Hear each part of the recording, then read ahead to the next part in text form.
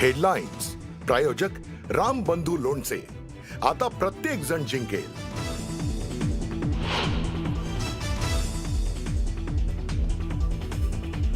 दिल्लीहून जे सांगितलं जाणार तेच फडणवीसांना ऐकावं लागणार. त्यांनी कितीही सूर्यचंद्राचे दाखले दिले तरीही त्यांना दिल्लीचं ऐकावं लागेल. राज ठाकरेंचा फडणवीसांना पुन्हा एकदा जोरदार टोला.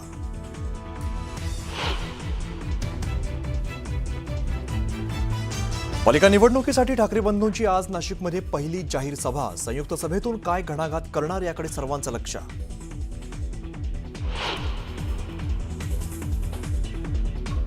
भाजपची अवस्था पिंजरा चित्रपटातील मास्तरासारखी झाली आहे. हातात तुणतुणं घेऊन ते उभे आहेत असं म्हणत जयंत पाटलांचा भाजपावर जोरदार निशाणा.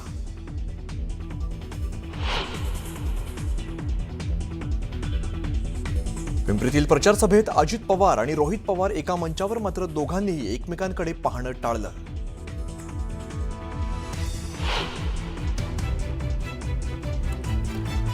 रवींद्र चव्हाणांनी असं वक्तव्य करायला नको. लोकभावना दुखावल्याची किंमत मोजावी लागते. रवींद्र चव्हाणांनी विलासराव देशमुखांवर केलेल्या टीकेचा अमित देशमुखांकडून समाचार.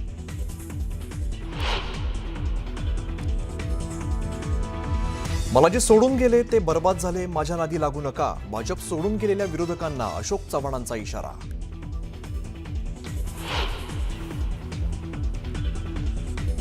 उद्या अजित पवार आणि सुप्रिया सुळे एकाच मंचावर येणार. पुण्यात राष्ट्रवादी काँग्रेसच्या जाहीरनाम्याचं होणार प्रकाशन.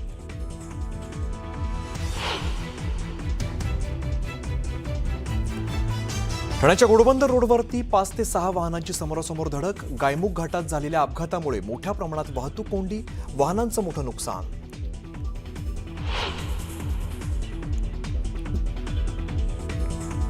आजपासून महिला क्रिकेट IPL स्पर्धेला सुरुवात. मुंबई इंडियन्स आणि RCB मधील लढतीने या सीझनचा शुभारंभ.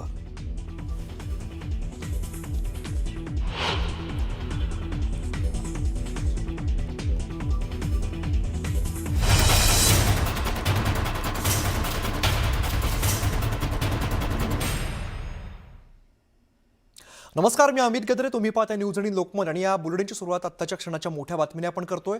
ठाकरे बंधूंनी आपल्या मुलाखतीमधून मोदींसह फडणवीसांवरती निशाणा साधलेला आहे. मुंबई वेगळी करण्याच्या मुद्द्यावर चंद्र सूर्याचे दाखले दिले जात आहेत. फडणवीसांच्या हातात काहीही नाही, वरच्यांच्या मनात काय आहे हे पाहणं महत्त्वाचं आहे असं म्हणत राज ठाकरेंनी फडणवीसांवरती निशाणा साधला आहे. तर त्यांच्याकडे मोदी आणि EVM आहे, ज्याच्या जीवावर माणसं ढापायची आणि पैसे वाटायचं हेच सुरू आहे असं म्हणत कुठे नेऊन ठेवलाय महाराष्ट्र असा सवाल राज ठाकरेंनी उपस्थित केला. दरम्यान भाजप मराठी माणसाला हिंदू समजत नाही का असा सवाल उद्धव ठाकरेंनी केलाय. त्याचबरोबर धारावीच्या मुद्द्यावरून देखील उद्धव ठाकरेंनी महायुती सरकारवर निशाणा साधलाय.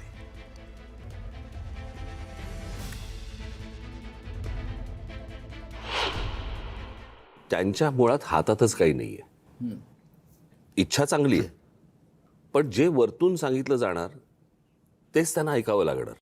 वरतून सांगितलं की ही जमीन अदानीला द्यायची म्हटल्यानंतर त्यांच्यासमोर पर्यायच नसतो सही करण्यापलीकडे. सो वरच्यांच्या मनात काय आहे हे जास्ती महत्त्वाचं आहे. इकडच्या लोकांच्या मनात काय आहे हा विषयच येत नाही ना. त्याच्यामुळे त्यांनी चंद्रसूर्याचे कितीही दाखले जरी दिले तरी वरती जे बसलेले जे दोघे जण आहेत त्यांच्या मनात काय आहे हे पहिल्यांदा आपल्याला कळणं गरजेचं आहे आणि ते कळतंय. काँग्रेसच्या काळामध्ये जे पंतप्रधान होते ना त्यांना कुठच्या राज्याचं लेबल नव्हतं. हे पहिल्यांदा राज्यकर्ते बसलेत ज्यांच्यावरती राज्याचं लेबल आहे. गुजरातचे प्रधानमंत्री आहेत ते, कळलं का? गुजरातचे आणि गृहमंत्री. ज्या प्रकारचं त्यांचं मुंबईवरती लक्ष आहे, मुंबईकडे त्यांचं ज्या प्रकारे लक्ष देतात MMR रिजनकडे, हे आजपर्यंत कधी घडलं नाही 50-60 वर्षामध्ये जे आत्ता घडतंय. हा धोका सर्वाधिक आहे. त्यांच्याकडे मोदी आणि EVM आहे. काय आहे हे सगळं. मी म्हटलं ना की हा एक लहानपणी आपण ना तो एक पत्त्यांचा बंगला करायचो असा. हो, बरोबर आहे. आणि ह्यांच्याकडे जर सुद्धा बघितलं ना तर तो पत्त्याचा बंगला पण तो उलटा आहे. त्याच्या खालचे जे पत्ता आहे ना तो नरेंद्र मोदींचा आहे. ज्याच्या जीवावर हे सगळे आत्ता हे बोलतायत ना, हे सगळे हे त्यांच्या जीवावरती बोलतायत. आज लोक जे काही मतदान आज भारतीय जनता पक्षाला होतंय ते नरेंद्र मोदींच्याच फक्त नावावरती, यांच्या कोणाच्या नावावरती होत नाही आहेत. आज धारावीमध्ये जे चाललंय पात्र अपात्रचा खेळ करून, धारावीच्या निमित्ताने अर्धी अधिक मुंबई जवळपास अदानीच्या घशात टाकल्या असं म्हटलं तर ते वावगं नाहीये. मुलुंडपासून सुरुवात होते. कांजूरची मिठागर टाकलेत, दहिसरचं टाकले, कुर्ला मदर डेअरी टाकले.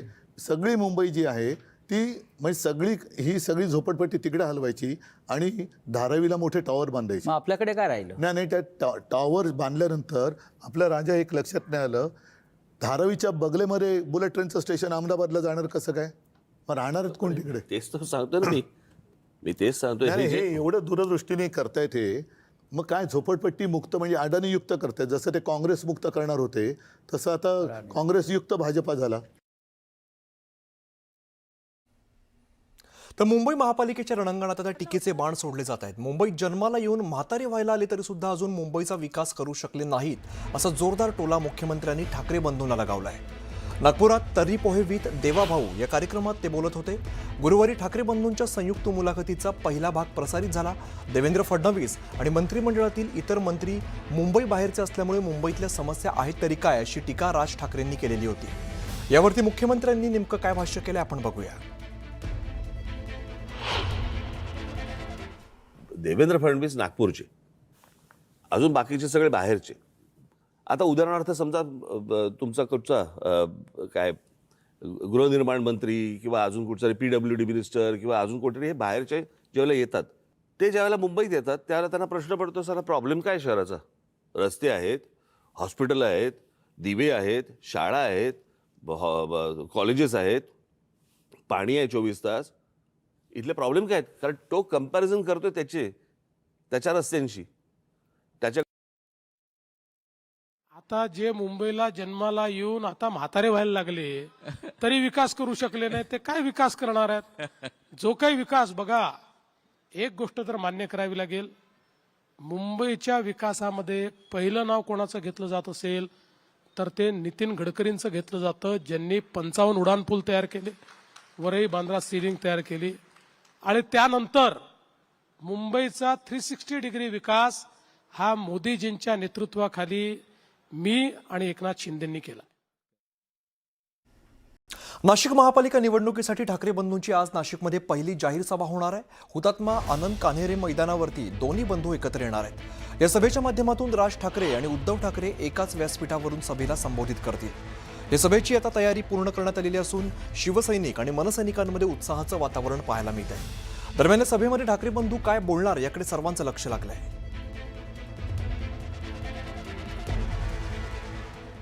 भाजपची अवस्था पिंजरा चित्रपटातील मास्तराप्रमाणे झाली अशी घणाघाती टीका राष्ट्रवादी शरद पवार गटाचे आमदार जयंत पाटील यांनी केली आहे. हातात तुणतुणं घेऊन थांबलेल्या मास्तरसारखी अवस्था भाजपाची झाल्याची टीका देखील जयंत पाटलांनी केली आहे.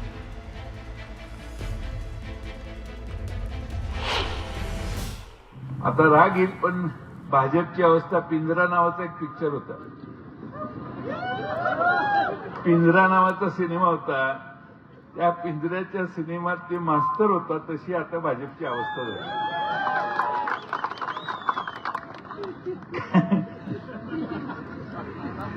मास्तराला तमाशाचा नाद इतका लागला की तोच तुंतुनं हातात घेऊन सर्वात पुढे उभा राहायला लागला. तशी अवस्था झालेली आहे.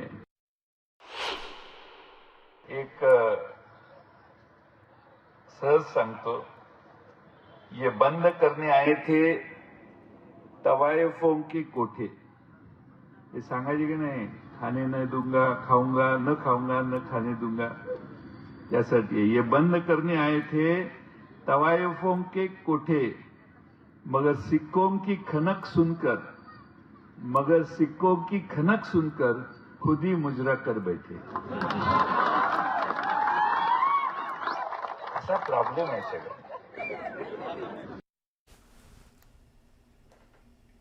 इकडे जळगावात प्रचारादरम्यान गुलाबराव पाटील यांनी मुंबई महापालिकेच्या निकालाबाबत भाष्य केलंय.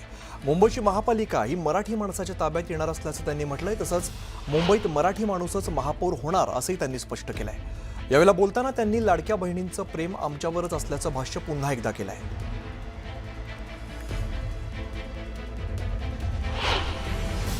ठाकरे बंधू एकत्र आलेले आहे आणि मुंबईची महानगरपालिकेने कोणाच्याकडे जाऊ शकते. महायुतीच्या ताब्यात येणार, मराठी माणसाच्या ताब्यात येणार आणि मराठी माणूस महापौर होणार. लाडक्या बहिणीचा नेमका कोण कोणाकडे? लाडक्या बहिणीचं प्रेम आमच्यावरच आहे. मग किती जागा निवडू शकता महायुती? जळगावमध्ये 70 पार करू. छत्रपती संभाजीनगर महापालिकेमध्ये भाजप आणि शिवसेना एकमेकांविरोधात लढत आहेत. अनेक बैठका होऊन सुद्धा सेना भाजपाची युती झालेली नाही, यावरती मुख्यमंत्री फडणवीसांनी भाष्य केलंय. शिवसेनेसोबत युती व्हावी म्हणून खूप प्रयत्न केले, मात्र शिवसेनेत 2 गट असल्यामुळे जागांवरून अडचणी येत होत्या, असं मुख्यमंत्री फडणवीसांनी म्हटलंय. संभाजीनगरमध्ये युती न झाल्यामुळे मला दुःख आहे, मात्र निवडणुकीमध्ये भाजपच नंबर 1चा पक्ष असेल, असंही मुख्यमंत्री म्हणाले.